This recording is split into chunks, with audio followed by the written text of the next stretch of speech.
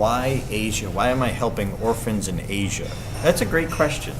I'm here in Bangkok preparing for a program tonight. I thought I would take some time to answer that question because I'm hearing it from a lot of people here in Asia as well as a lot of people back in the United States. Why am I putting my energy and effort to help orphans here instead of in the United States? That's a great question.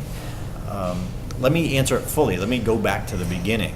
Early in my career, when I wasn't making any money as a speaker, I thought I had been to church and heard this, the concept of tithing, giving 10%. That's what we do as Catholics. And so I thought, well, let me take 10% of my speaking income and give it to charity. And I was inspired by a fellow Toastmaster. Her name was Dot. Dot was in the Worcester Early Risers Club with me, and she did a great speech on volunteering for this place called Abby's House. And for some reason, it really struck a chord with me that she was helping women and children of abusive relationships, and it was a shelter there. And I thought, you know what, let me ask for some divine guidance in my speaking career and start giving 10% of my income to see if that helped. And by the way, God is a great help at marketing. And I noticed something happened. I don't know if it was a change in me or what happened, but all of a sudden things started taking off. So I continued to give, and I still give to this day. I've been giving my money for years and years and years, since that was the early 90s. And this summer, I was invited by a woman named Jana Stanfield, a great recording artist, very motivational, uplifting, and does a lot of work around the country. And around the world, most of her work over in Asia. And she and Scott Friedman, CSP, fellow keynote speaker, and also a man that was like a mentor to me when I first started in speaking. And they were doing this tour called I Can Change the World. And it's designed to raise money for orphans in Cambodia, Malaysia, and Bangkok, here in Thailand. And we also did do a seminar in Singapore. And they invited me to come and join them in the efforts. And I really started thinking about this. I'm like, I don't have time for this.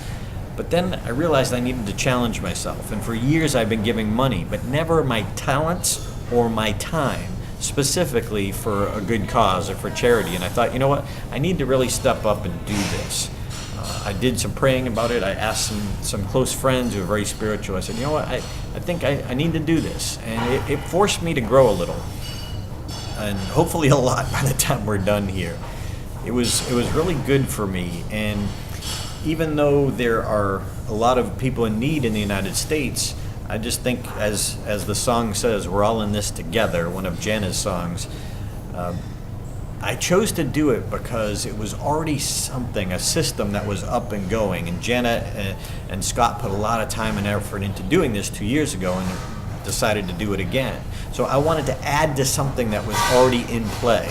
And I had a lot of contacts over here in Asia, so I thought, well, what a good place to put some energy, where a place where I already had contacts and they were already doing something and had some momentum going. So I wanted to add to that, to give the tour momentum. So that's why I chose to do that, to finally give some more time, energy, and had to pay my own way over here, had to make a donation myself as well as buy my ticket to get here. And then while we're here, just doing the work, going from city to city, from each of the countries. We visited homes as well with the women, the girls. One home was for girls who were in the sex trade as a way of rehabilitating them and teaching them skills to get them into the workforce when they're old enough to be there. So it's really been quite a trip for me personally, and I can see that what I've done has really made a difference. And we looked for orphan homes who were not just looking for a handout, but they were looking for help. They didn't just want a one-time thing. They wanted help to create a sustainable home.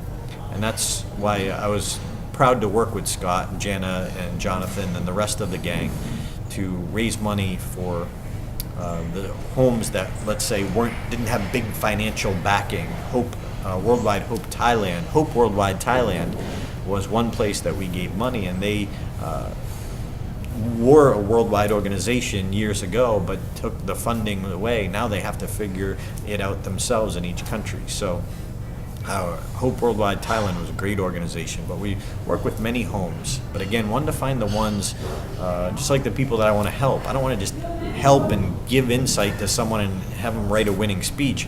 I want to help somebody who wants to become a better speaker and is willing to take what I teach them and take it to the next level and then teach others as well. So I hope that answers the question as to why Asia. It wasn't Asia over the United States. It was really with a system that was in place and adding my talent.